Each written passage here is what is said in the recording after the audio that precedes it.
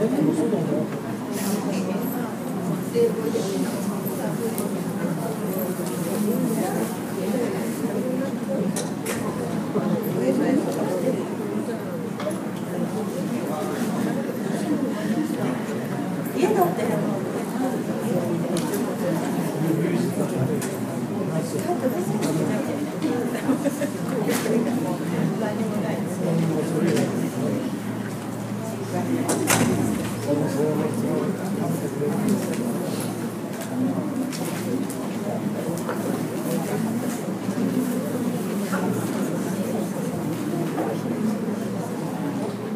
ようございます。教会発表をさせていただきます。本日牧師である河原先生は北浦山中学校の祈祷集のために、現在、茨城県の北浦山中学校まで行ってらっしゃいます。明日お帰りになるというふうに聞いています。本日の礼拝は、小松春樹由里ご夫妻の証となっています。本日また白礼拝が小学校幼稚園の校舎の方で行われております。理事会は来週に変更となっていますので、理事の方は覚えてください。それから明日からですね、日曜日に牧師による特別な講話会を用意しています。大学に複数あって、来られた方々の希望によってですね、お話をするという講話会が午後2時から、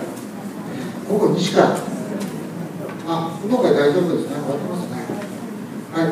明日は幼稚園の運動会があります。基本的には午前中で終わるプログラムですけど、後片付け等もありますので、一応午後まであるかと思います。それからパスファインダーが今日の午後1時から行われることになっています。礼拝後の祈りの組はですね、今日は礼拝後で行いますので覚えてください。クリスマスの賛美の練習は、ごめんなさい、礼拝堂を使う予定の時はって書いてありますけど、今日どうなんですかね、礼拝堂を使わない。はい、じゃあ、祈りの組は礼拝堂で行われますので覚えてください。それから函館山域の需要計画のブルーベリーソースの注文表を教会の入り口のところに掲示されております。非常に知れたですね、有名なブルーベリーソースということで販売されています。ちょっと値段的にはある程度するんですけども、関心のある方、あと求められる方は掲示板の方の用紙にご記入をお願いいたします。あといろいろ州法の裏に書いてありますので、それではお読みいただけたらと思います。それから今日はですね、午後というのは夕方なんですけれども、幼稚園の運動会も準備に入りますので、今日お車で来られている方は午後あまり遅くならない程度で、車を出していただければと思いますので、ご協力のほどよろしくお願いいたします。今日お客様とかはいらっしゃいますか？大丈夫ですか？よろしいでしょうか。はい、それでは、礼拝まで静かにお待ちください。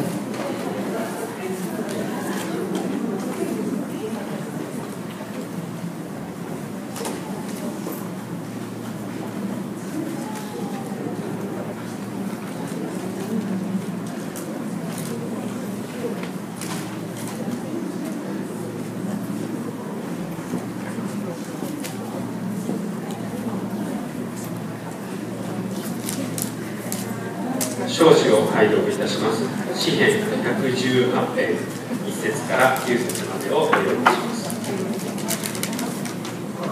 主に感謝せよ。主は恵み深く、その慈しみは常しえに絶えることがない。イスラエルは言え、その慈しみは常しえに絶えることがないと。アロンの家は言え、その慈しみは常しえに絶えることがないと。主を恐れる者は言え、その慈しみは常しえに絶えることがないと。私が悩みの中から主を呼ぶと、主は答えて私を広いところに置かれた。主が私に味方されるので恐れることはない。人は私に何を成し得ようか。主は私に味方し、私を助けられるので、私を憎む者についての願いを見るであろう。主により頼む者は人に頼るよりもよい。アーメン。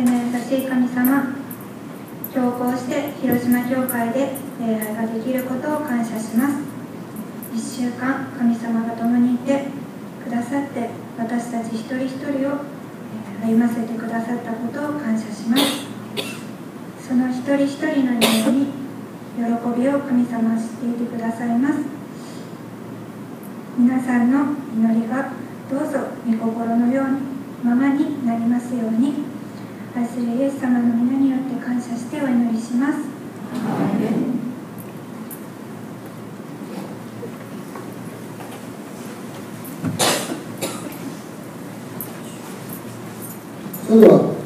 聖書朗読をいたします。本朝の聖書朗読は第一コリント10章の33節です。口語訳聖書をお持ちの方は268ページ、新共同訳聖書をお持ちの方は313ページ、そして旧書版をお持ちの方は267ページとなっています。本朝は新共同訳聖書でお読みいたします。第一コリント10章の31節です。それではお読みいたします。だから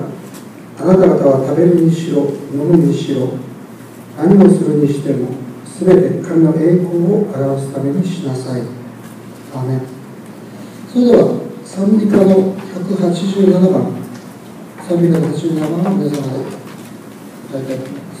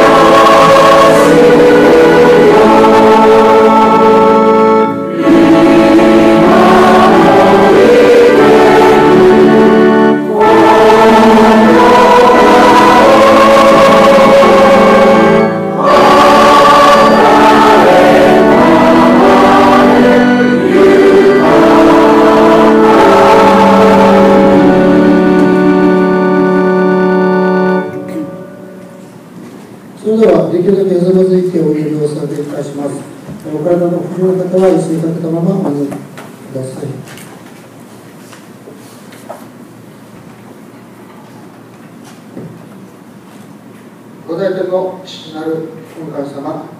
どうぞ少し感謝申し上げます。どうぞただいまより持たれるこの礼拝の時を主が祝福してください。また今日、神様の御言葉、また証しをしてくださる松子夫妻を特別にお祝福ください。どうぞ語るべきことを語り尽くし、また聞く私たちもそれを受け、私たちの信仰生活に生かしていくことができますようにしてください。日々いろんな中で、生活の中で疲れを覚えていらっしゃる方、肉体的な疲労を覚えておられる方がいらっしゃるいますならば、神様が支え、また健康をお与えください。またいろんな諸事情でこの教会で過ごすことのできなかった方の上にも、どうぞ神様の御心を持って支えてくださいますように、同じ恵みをお与えくださいますように、どうぞ全てが御手の内にあります。どうぞ見境を絶えず表していくことができるようにしてください。すべてを主に委ね、感謝して、愛するイエス様の皆を通してお願いいたします。アーメン。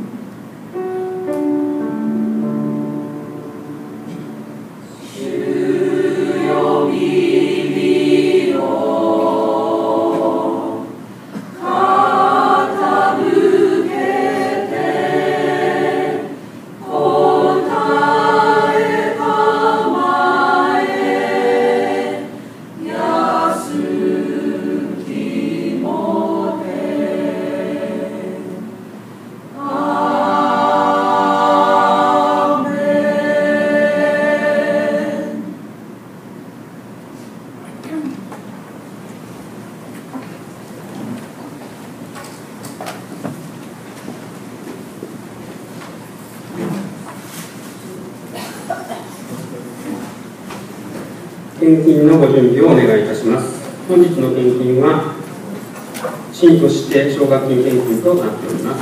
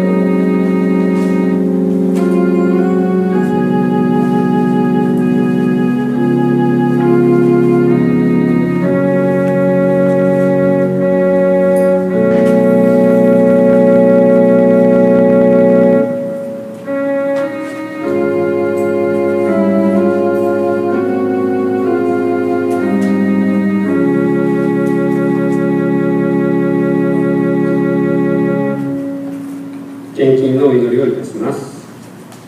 ご在天なる父なる神様、あなたの大いなる皆を賛美します。7日の旅路を終え、あなたの与えてくださった安息日にこうして街道に集まり、礼拝、あなたを賛美できることを心から感謝します。今、あなたにいただいたものの一部でありますけれども、あなたにお返しいたしました。どうかあなたの御心にかなうようにお使いください。また捧げてくださったお一人お一人を豊かに祝福し、さらに加えて糧を与えてください。この時を感謝し、尊き主イエスキリストの皆を通してお祈りいたします。アーメン。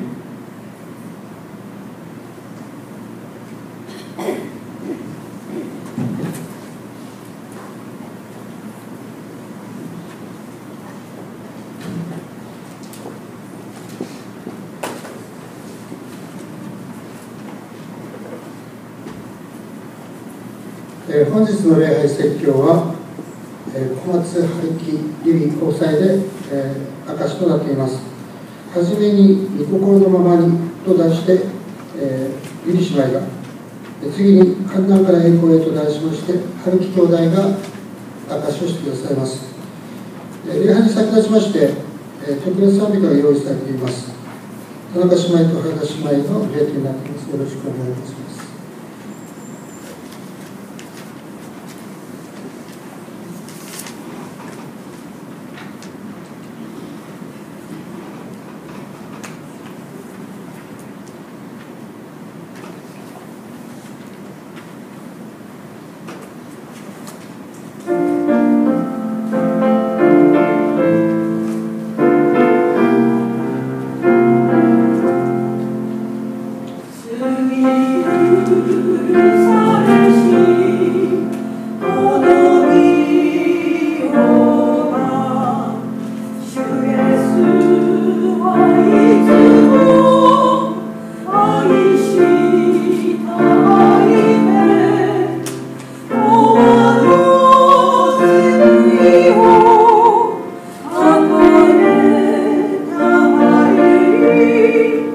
This is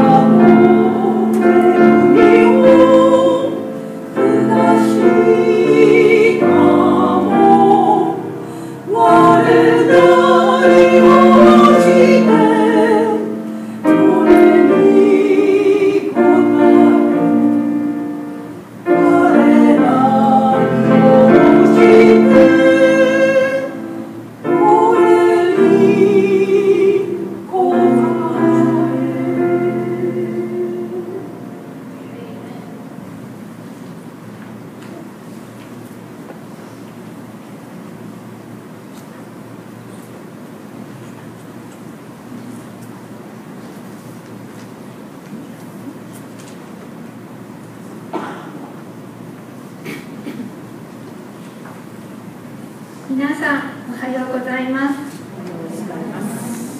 まず聖句をお読みします。瞑想の言葉にも書かれています。フィリピの信徒への手紙2章の13節。フィリピの信徒への手紙2章の13節です。お読みします。あなた方のうちに働いて、御心のままに望ませ、行わせておられるのは神であるからです。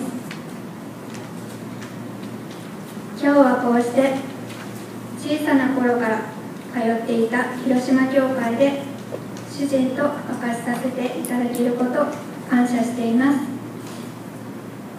私の両親はこの広島教会でバプテスマを受けました。私も中学3年生の時にバプテスマをこの広島教会で山地俊治先生によって受けました。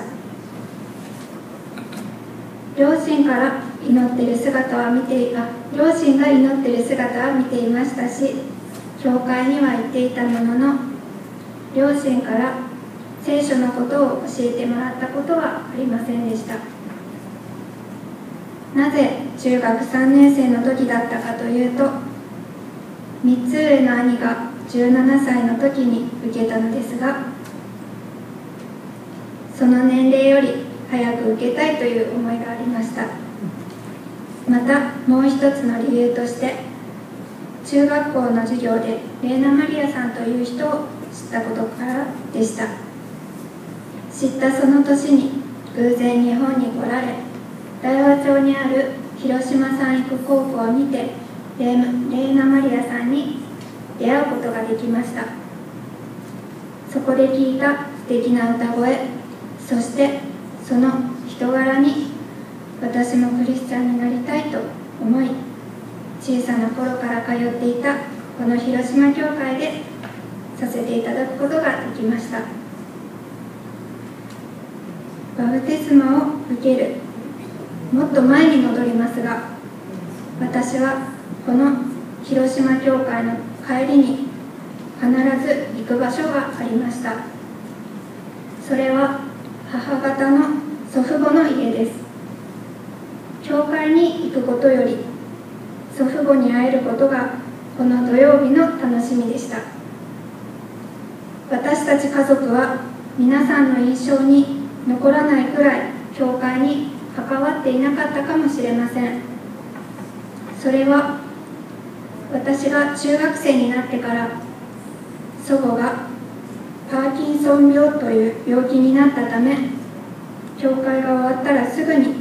祖母の家に駆けつけていました。ですので教会の奉仕をすることができませんでした。初めてそのパーキンソン病という病気の名前を知ったとき、私はハテナがいっぱいで、まあいつか治るだろう、いつおばあちゃんは治るのと、それぐらいの軽い気持ちでいました。しかし日本では難病に指定されている病気なのだそうです。主な症状として、手足が震える、動きが遅くなる、筋肉が硬くなる、体のバランスが悪くなり転びやすくなるそうです。それに加え、祖母は寝ている時にうなされたり、起きている時には幻覚まで見え始め、とても怖い声を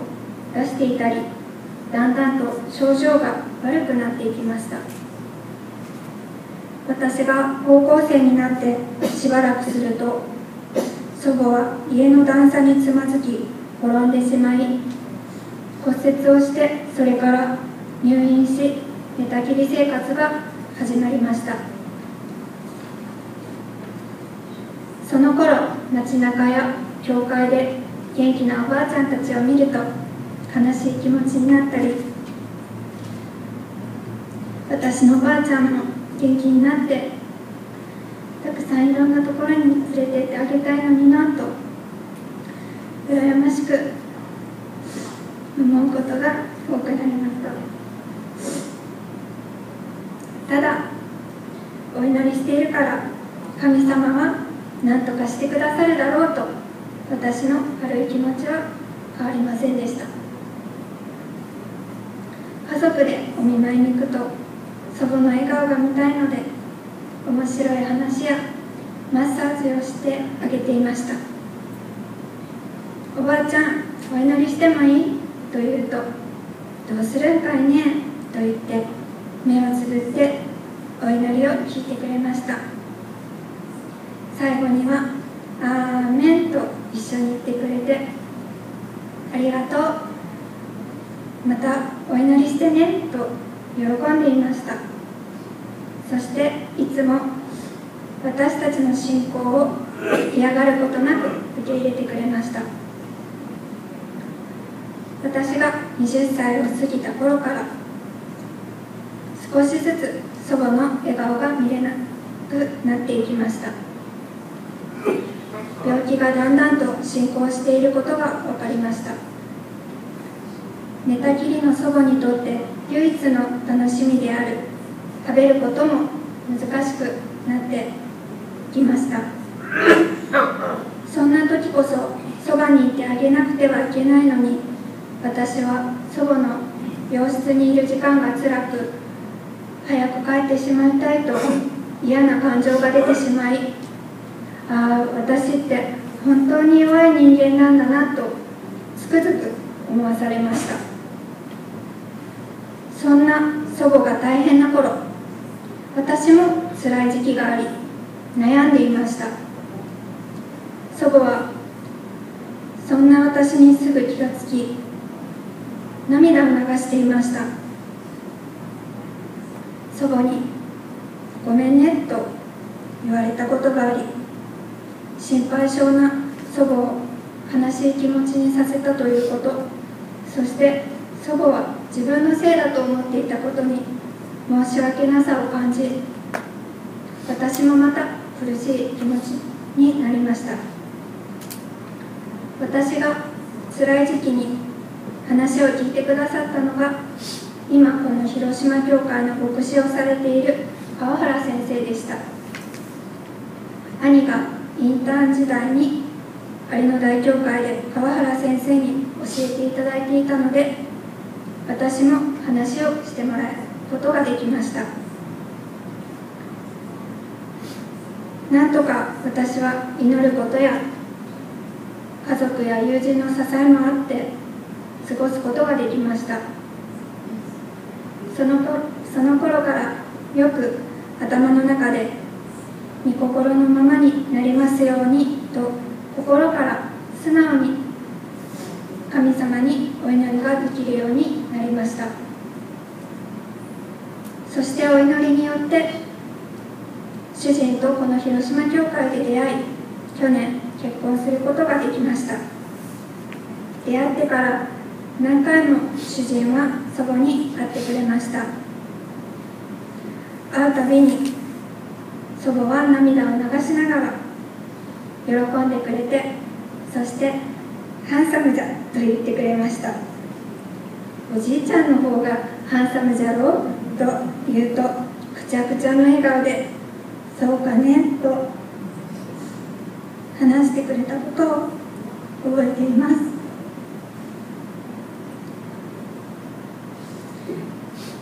去年結婚式を挙げて、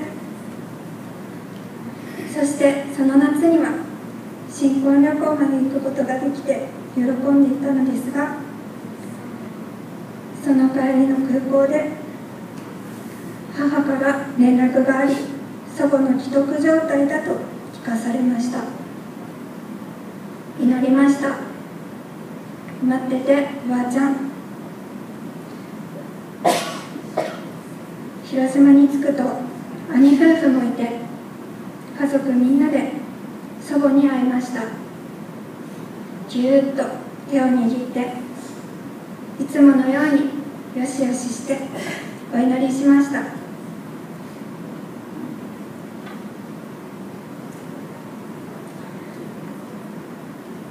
その晩、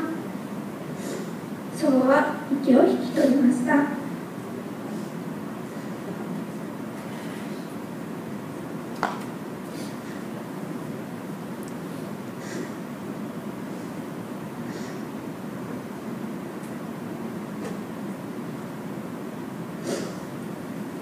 祖母が私の新婚旅行から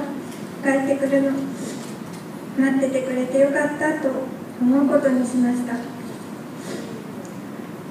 祖母が寝たきりになってから祖父の態度がまるで変わり、こんなにも人が変わるのかというくらい愛情を祖母に注いでる姿を何度も見ました。つきっきりでいつもどんな時も祖母のために看病していました。主人とこうして結婚して1年経ちますが、やっと落ち着いて楽しく過ごせているのは、祖父母からそういう姿を学んで、主人に対しても気持ちを入れ替えて接することができているからだと思います。私の目標はいつも笑っていつも家族で祈って過ごしていくことです。はじめにお読みした聖句、フィリピの信徒への手紙2章の13節には、あなた方のうちに働いて御心のままに望ませ行わせておられるのは神であるからですとあります。いつも御心のままに行えないこともあります。でも神様はいつも私たちのうちにいてくださっています。そのことを意識して過ごしていけば、もっと御心にかなって臨み行動できると聖書は教えてくださっています。それを望めるように祈っていきたいと思います。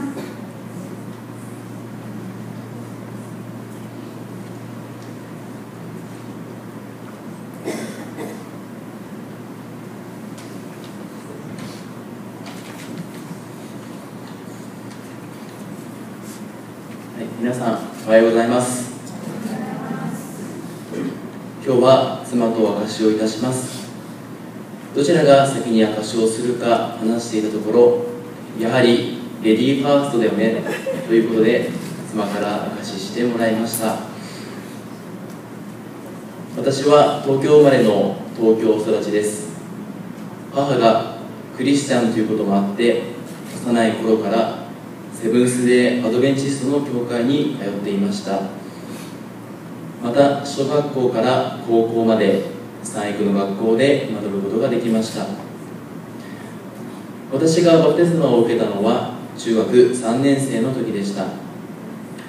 知識は卒業式を終えた春休みに天沼教会で稲田勉先生にしていただきました。受けた理由も今思えば勢いで受けてしまったところはあります。高校卒業後、私は専門学校に入学しました。将来の夢は幼い時から電車の運転士になることでした。就職活動の後、現在勤めています広島電鉄に入社しました。今年で4年目になります。私は生まれてから大きな怪我をすることがなく今に至ります。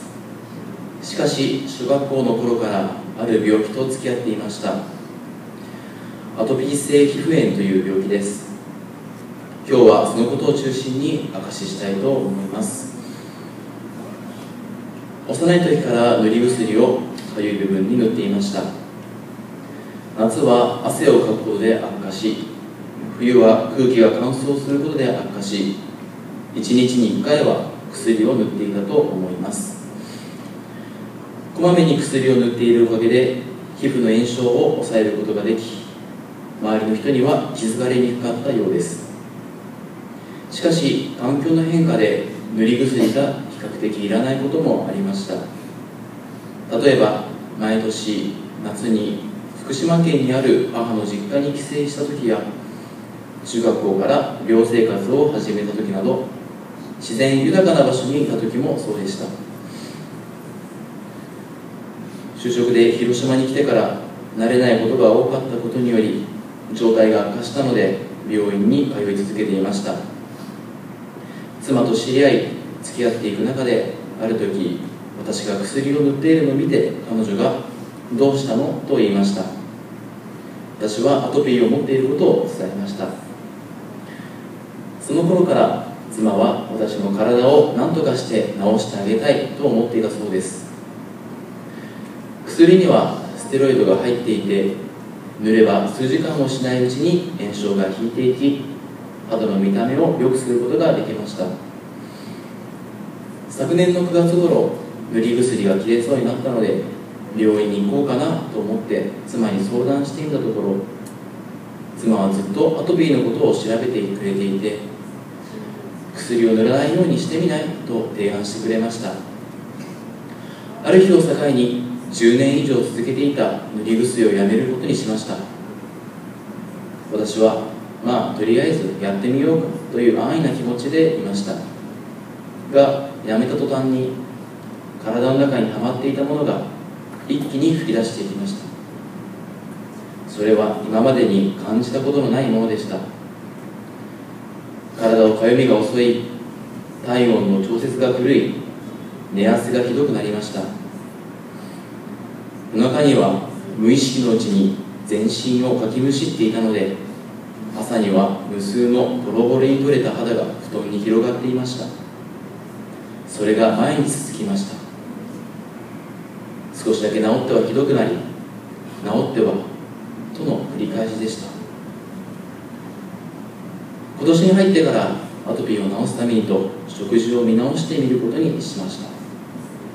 始めてみたものの、まだ体中にはかゆみが広がっており、このままでいいのだろうかと思うくらいさらに悪化していきました。気持ちが攻撃的になり、妻に当たってしまうこともありました。それでは良くないと思いながら、2人で悩んで、2人で苦しさと戦っていました。自分の体のことで周りの家族は、辛いのならやめた方がいいんじゃない、間違っていることをしているんじゃないと否定され、やめてしまおうかとも思いました。職場でも人と接する仕事ですので、自分自身見た目は気にしていましたし、同僚からはどうしたんだ、ストレスかといつも心配されていました。見た目だけならまだいいのですが、体の関節部分が非常に荒れていたので、まっすぐ立ち上がる、しゃがむという基本的な動作さえ辛かったです。周りからの優しい言葉が私には誘惑に感じられ、逃げようと何度も思いました。それなら治療に専念したいし、いっそのこと仕事を辞めたいと思ったこともあります。1ヶ月、2ヶ月経っても結果が得られず、これが回復に向かう道であることを信じることができませんでした。食事を変える前までの当たり前のようにしていた食生活を断ち切るのはなかなか難しく、苛立ちがあり、神様に祈ることさえ辛い時期でした。どんなふうに食事を変えたかというと、朝は生野菜を 350g 食べて食事を始め、夕食は少なめにしていました。初めはボウル1杯のサラダを食べるのに1時間近くかかることもありましたが、ゆっくり食べることを意識していました。その他にもチャコールを飲んだり、ハーブを全身に塗ったりしていました。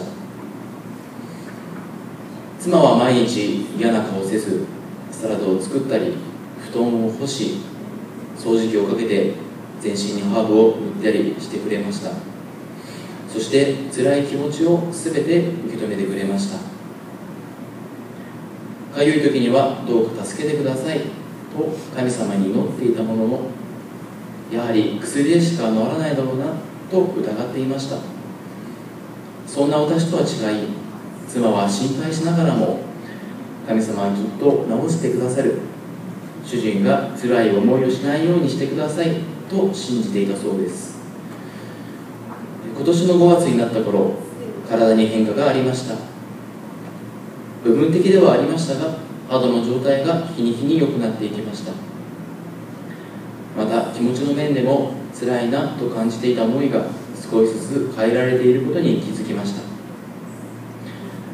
また治したいと祈ることで、この方法はどうと教えてくださる方とたくさん出会うことができました。今ではひっかいた傷跡はほとんどなくなり、かゆみも減ってきました。私なりの考えですが、このように肌がきれいになったのは、体に取り入れるものを変えたことにより、本来持っている回復する力を引き出すことができたのではないかと思います。ボロボロになった肌たちは、体の中からいらないものを外に出そうと頑張ってくれた結果だったと思います。ここで聖句をお読みします。場所はコリントの信徒への手紙1、10章の31節です。コリントの信徒への手紙1、10章の31節です。新共同訳でお読みします。だからあなた方は食べるにしろ飲むにしろ何をするにしてもすべて神の栄光を表すためにしなさい。パウロはコリントの教会に何をするにしても神の栄光を表すためにしなさいと言っています。クリスチャンだからそうやって生きていきたいですが、難しいものです。でもできるように計画を神様は与えてくださいます。なぜ神様はこんなにも辛く苦しい試練を与えたのでしょうか。一つは体を大切にするきっかけを与えてくださったのだと思います。アトピーを持っていなかったら思いのまま好きなように生きていたのかもしれません。またもう一つは、妻は人の気持ちを誰よりも理解できる人です。相手にどんな言葉をかけたら喜んだり励ましになったりするかよく分かっています。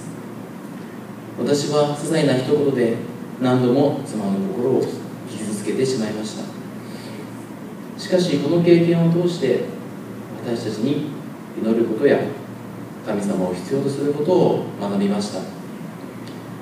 神様は体の中心から新しく作り変えてくださいました。本当にきれいになったねと妻と目を合わせて今でも言います。心配していた家族、職場の方にも私の姿を見て驚いていました。どんなことでも主に信頼して歩めたのは妻の存在がすごく大きく、そして出会わせてくださった神様に感謝しています。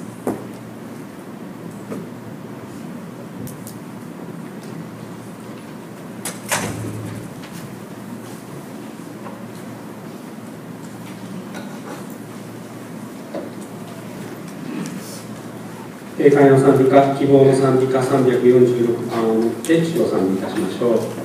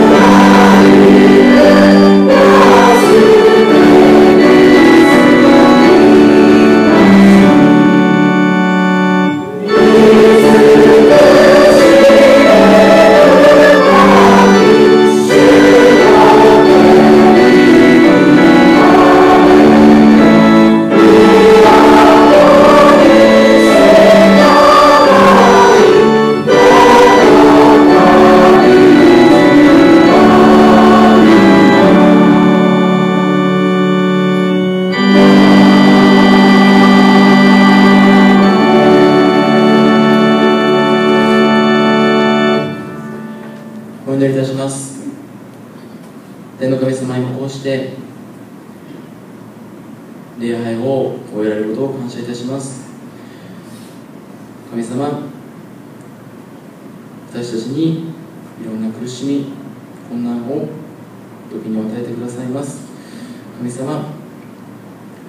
すべてそれはあなたの計画のうちでございます。どうぞあなたに従い歩んでいくことができますように神様助けてください。どうぞ私たちの生き方、行い方を周りの人が見てあなたの栄光を表すことができますように神様助けてください。これから始まる1週間の間、どうぞ私たちと共にいて、どうぞ私たちの1週間の歩みをお守りください。感謝してイエスの皆を通してお祈りをいたします。